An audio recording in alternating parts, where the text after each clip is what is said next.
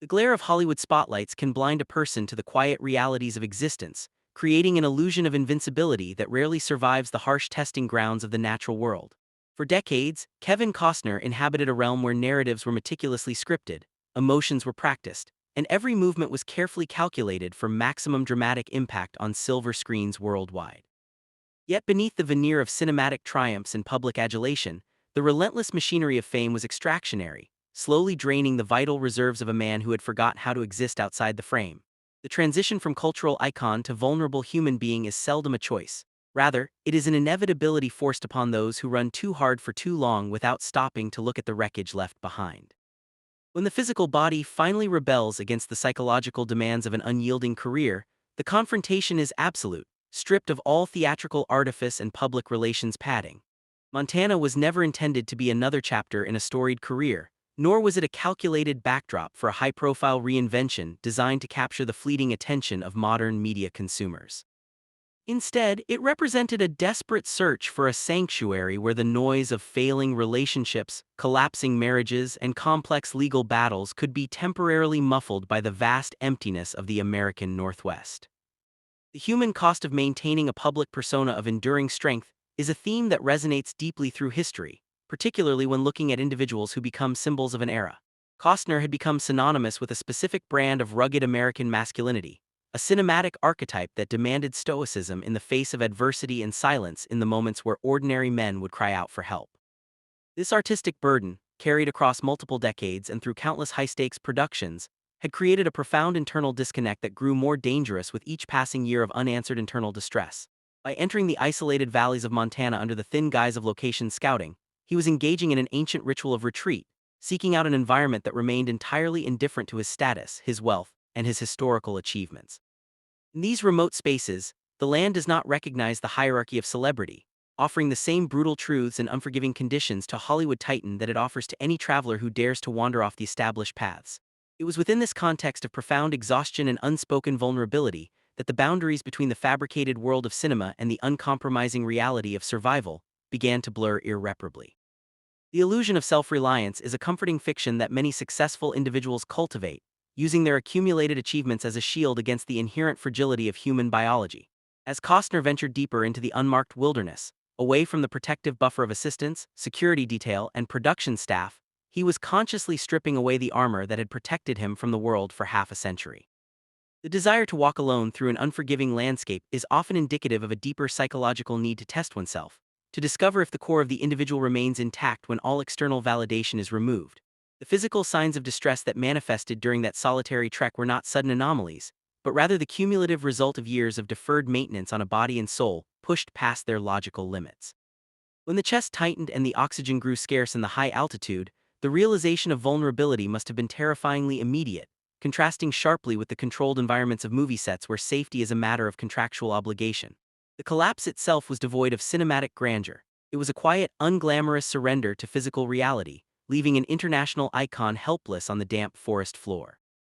While one man lay dying in the shadows of the ridges, another narrative of survival and self-imposed isolation was unfolding simultaneously just a few hundred yards away through the dense timber. Emma Reyes had not chosen the wilderness of Montana out of a desire for adventure or romantic notions of frontier life, but rather as a necessary strategy for psychological preservation following a catastrophic event in her past. The trauma of losing a close colleague in a laboratory accident, an event where her own professional expertise had proven insufficient to alter a tragic outcome, had left her deeply scarred and distrustful of human institutions. Her employment with the local wildlife reserve was a deliberate attempt to reduce her world to manageable, predictable elements, where the stakes were measured in animal tracks and illegal traps rather than human lives. The silence of the forest was her medicine, a carefully constructed barrier designed to keep the crushing weight of survivors' guilt from overwhelming her daily existence. She had engineered a life that required no explanations, no social performances, and absolutely no vulnerability to the unpredictable currents of emotional attachment that had previously shattered her career. The intersection of these two disparate lives on that specific afternoon represents a convergence of human trajectories that defies simple explanation, moving instead into the realm of profound existential irony. When Emma heard the unnatural sound breaking through the familiar auditory landscape of her patrol route, her response was dictated not by a conscious choice to be heroic, but by deeply ingrained patterns of professional training.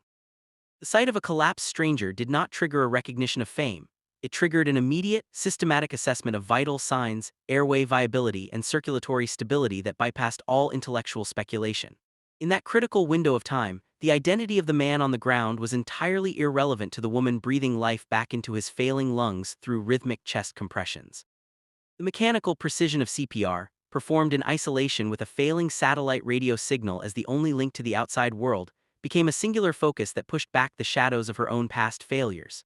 By fighting for the survival of an unknown wanderer, Emma was unconsciously confronting the ghosts of her own history, demonstrating an instinctive commitment to preservation that she had long denied herself.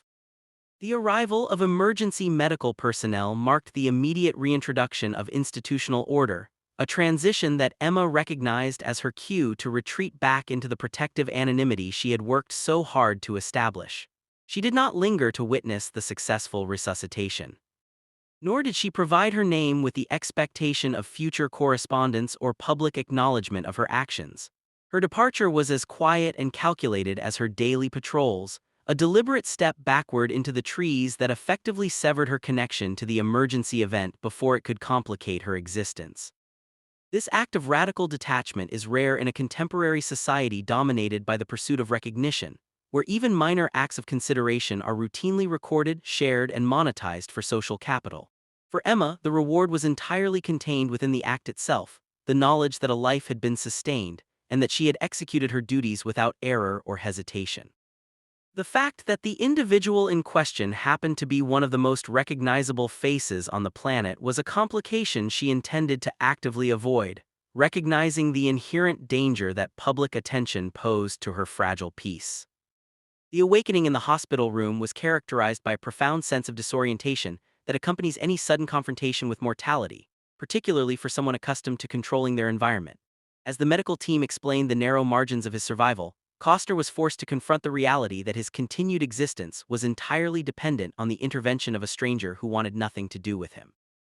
This realization represents a significant psychological shift for an individual whose life had been defined by transactional relationships, where every interaction carried an explicit or implicit price tag. The information provided by the local law enforcement authorities regarding his savior was frustratingly sparse, offering only a name and a profession, but no avenue for traditional expressions of gratitude or financial compensation. The discovery that Emma Reyes had actively avoided the hospital, refused to speak with journalists, and returned to her routine without seeking validation created a compelling mystery that resonated deeply with his internal state. It challenged the foundational assumptions of his world, suggesting that true value could exist entirely outside the systems of exchange and recognition that governed modern society. The decision to remain in Montana after being discharged from the hospital, despite the escalating demands of Hollywood executives and the mounting pressure of unresolved projects, was a manifestation of an internal rebellion. Costner was no longer willing to simply resume the relentless pace that had nearly claimed his life, recognizing that returning to his old patterns without addressing the deeper implications of his survival would be a betrayal of the gift he had received. The physical landscape where he had fallen became a place of regular pilgrimage, a location where he could contemplate the fragile nature of his existence without the distorting lens of public expectation. The questions that haunted his daily walks were not merely philosophical. They were deeply personal inquiries into the nature of responsibility, chance, and the profound impact that a single anonymous choice can have on the trajectory of human history. He began to see the small Montana community not as a temporary refuge from his actual life, but as a primary site of personal transformation where a different version of himself could potentially be forged. This period of extended reflection allowed the initial shock of the medical emergency to mature into a deeper appreciation for the quiet virtues of humility and restraint. The slow dissemination of information within a small, isolated community occurs through channels that are vastly different from the rapid-fire distribution systems of modern digital media. The local residents noticed Costner's continued presence not because he was making grand public announcements, but because he was quietly integrating himself into the daily rhythms of the town without demanding special treatment. His presence at local diners, his participation in mundane trail maintenance activities, and his unpublicized financial support for regional conservation efforts demonstrated a desire to connect with the environment on its own terms.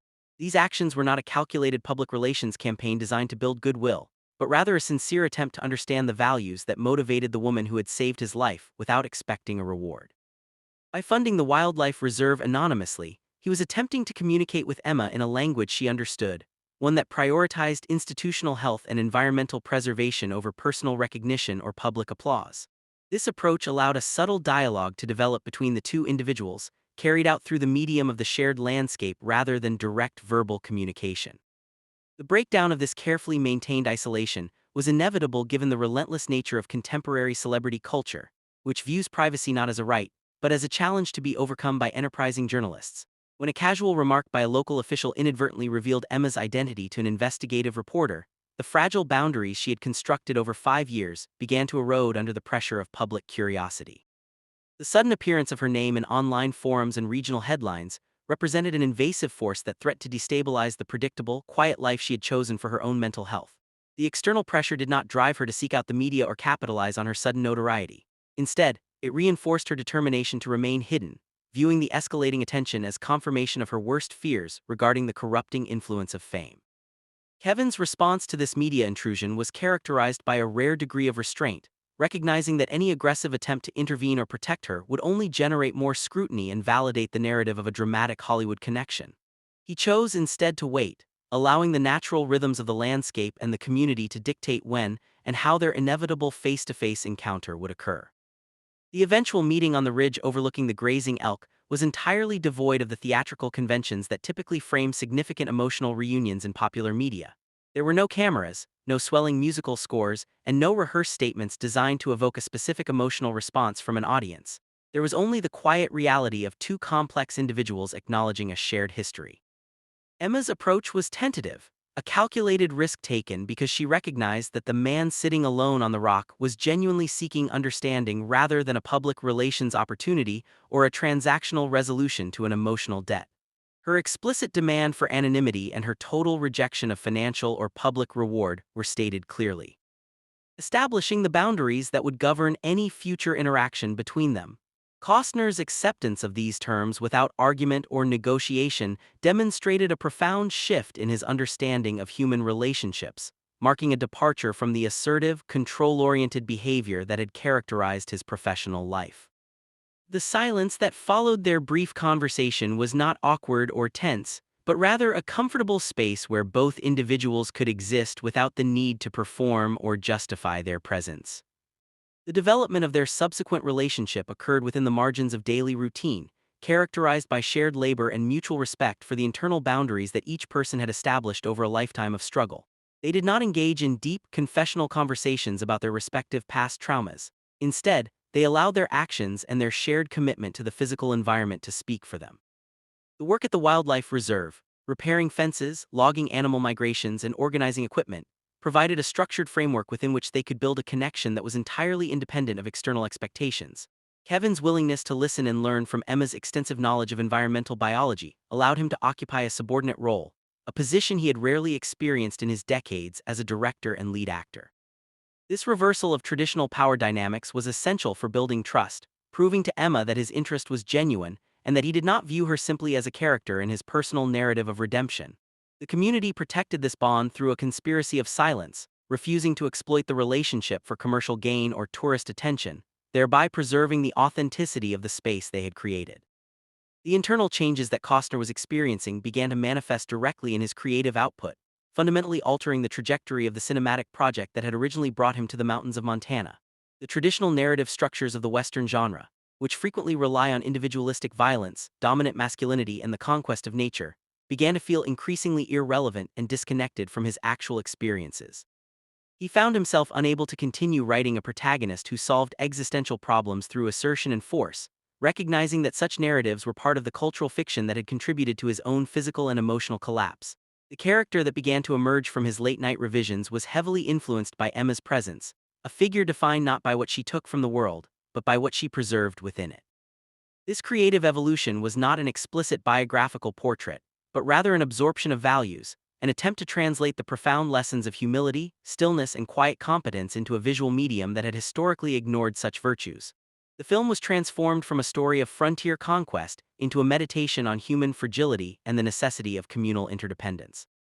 The passage of time did not diminish the urgency of the external world, as the professional obligations of a multi-million-dollar film production eventually demanded a return to more structured public environments. However, the manner in which Costner engaged with these professional demands had undergone a radical shift, characterized by a newfound ability to set firm boundaries and prioritize his personal well-being over commercial expediency. He no longer viewed his creative work as an escape from an unexamined personal life, but rather as an arena where he could responsibly explore and communicate the insights he had gained during his recovery. Emma also experienced a subtle shift in her internal landscape, finding that her connection with Kevin had not compromised her isolation, but had instead provided a safe bridge back to a more expansive understanding of human contact. The realization that she could affect another life so profoundly without losing her own sense of identity or peace was a powerful antidote to the lingering guilt that had defined her post-Seattle existence. The boundaries of her cabin remained intact, but the emotional isolation within those walls had begun to dissolve, replaced by a quiet confidence in her own capacity for meaningful engagement. The decision to premiere the completed film at a regional festival in Montana rather than a traditional major media hub like Los Angeles or New York was a deliberate artistic and personal choice. It was an explicit acknowledgement that the story belonged to the landscape and the community that had fostered its creation, rather than the corporate entities that funded its production. The invitation extended to Emma was a delicate gesture, sent through her trusted friend Sarah, to ensure that she felt absolutely no pressure to attend or conform to public expectations. Emma's choice to attend, despite her profound aversion to large crowds and public scrutiny, was an act of courage that mirrored her initial intervention on the trail 5 years earlier. She arrived without the traditional adornments of celebrity culture, choosing instead to occupy a space that allowed her to witness the culmination of a creative journey that she had inadvertently set in motion. The atmosphere inside the theater was charged with anticipation, as the audience sensed that the film they were about to see was deeply connected to the real-world events that had quietly transpired in their own community. The moment when Costner stepped onto the stage after the screening represented the convergence of his public persona and his private reality, a high-stakes performance where the script was replaced by raw, unvarnished truth. As he looked out at the audience, the familiar mechanisms of celebrity charisma fell away, replaced by a visible vulnerability that caught the seasoned media observers in the room completely off guard. The extended pause that preceded his remarks was not a calculated dramatic device, but a genuine moment of emotional alignment, during which he had to decide whether he was truly ready to expose his fragility to a world that demanded constant strength. When he began to speak, his voice carried none of the projects of authority that had characterized his iconic film roles. Instead, it was quiet, deliberate, and deeply grounded in the reality of his experience. He recounted the details of his collapse not as a heroic survival story, but as a humbling reminder of his own mortality and his total dependence on the quick actions of a stranger. By nomming Emma Reyes and asking her to stand, he was not attempting to create a media spectacle, but was executing a profound act of public gratitude that refused to allow true decency to remain hidden. The reaction of the audience as Emma stood from her seat was a rare collective acknowledgement of a virtue that exists entirely outside the framework of contemporary celebrity validation. There was no rush toward her with cameras, no superficial cheers of adulation, but rather a deep, respectful silence that eventually matured into a sustained, authentic applause that honored her restraint as much as her actions. Emma's movement toward the front of the auditorium was characterized by the same steady, purposeful stride that she utilized while navigating the difficult terrain of the wildlife reserve. She did not assume the posture of a celebrity or a victim seeking validation. She stood beside the man whose life she had saved as an equal partner in a profound existential moment. Costner's public statement that her courage deserved to be seen because it reminded people of what true decency looked like was a powerful critique of a culture that frequently celebrates superficial achievement while ignoring quiet moral clarity. This public validation was executed with such dignity that it completely disarmed the traditional gossip mechanisms of the entertainment industry, forcing the media to cover the event with a level of respect that is rarely accorded to personal celebrity narratives. The aftermath of the premiere did not result in a sudden transformation of Emma's life into a public commodity, largely because both she and Costner remained fiercely committed to the principles of privacy and mutual respect that had defined their connection from the beginning. The media coverage, while extensive, quickly exhausted itself because there were no scandals to uncover, no romantic narratives to exploit, and no commercial ventures to promote on the back of the story. Emma returned immediately to her cabin and her duties at the reserve, finding that her public acknowledgement had not shattered her peace, but had instead validated her choice to live a life focused on preservation rather than accumulation. The trees outside her window remained unchanged, but her relationship to them had shifted. She was no longer hiding from a tragic past, but was actively living a meaningful present defined by her own choices. Costner returned to his professional obligations with a completely altered perspective on what constituted success, refusing to allow the demands of his career to dictate his personal health or emotional availability. The illusion that worth was directly tied to constant output had been permanently broken, replaced by an understanding that the most significant moments of a life are often those that occur in complete silence. The long-term impact of this survival event on Costner's artistic legacy is visible in the subtle stylistic modifications that define his subsequent directorial and acting choices. His characters became noticeably more patient, comfortable with long stretches of silence, and less reliant on traditional cinematic resolutions that prioritize individual dominance over communal cooperation. The thematic shift in his work reflected a deeper understanding of loss and recovery, framing vulnerability not as a structural weakness to be overcome, but as an essential component of the human condition that allows for true connection. The anonymous financial support for environmental initiatives in Montana continued without interruption, serving as a permanent nonverbal expression of gratitude that required no public relations management or annual reports. The connection between Kevin and Emma survived because it was never institutionalized, never commercialized, and never subjected to the distorting expectations of the public eye. They remained two individuals who had met at the absolute edge of life and death, and who had chosen to honor that intersection by allowing each other to exist exactly as they were. Ultimately, the story of Kevin Costner and Emma Reyes serves as a profound cultural parable for an era dominated by the relentless pursuit of visibility, recognition, and digital validation. It demonstrates that the most transformative human experiences are those that occur far away from the cameras, in the unscripted spaces where survival depends on instinct, training, and the unselfish intervention of a fellow human being. The quiet bond that persisted between them in the years following the event is a testament to the idea that some debts can never be repaid through material means, but can only be honored through a fundamental commitment to living differently. By refusing to turn an act of profound mercy into a commercial narrative, they preserved the sacred nature of the encounter, offering a rare model of how to navigate the complex intersections of fame, trauma, and human decency. In the end, the silence of the Montana wilderness remained the truest expression of their connection, a vast, enduring space where a man could remember how to breathe, and a woman could remember how to live without fear.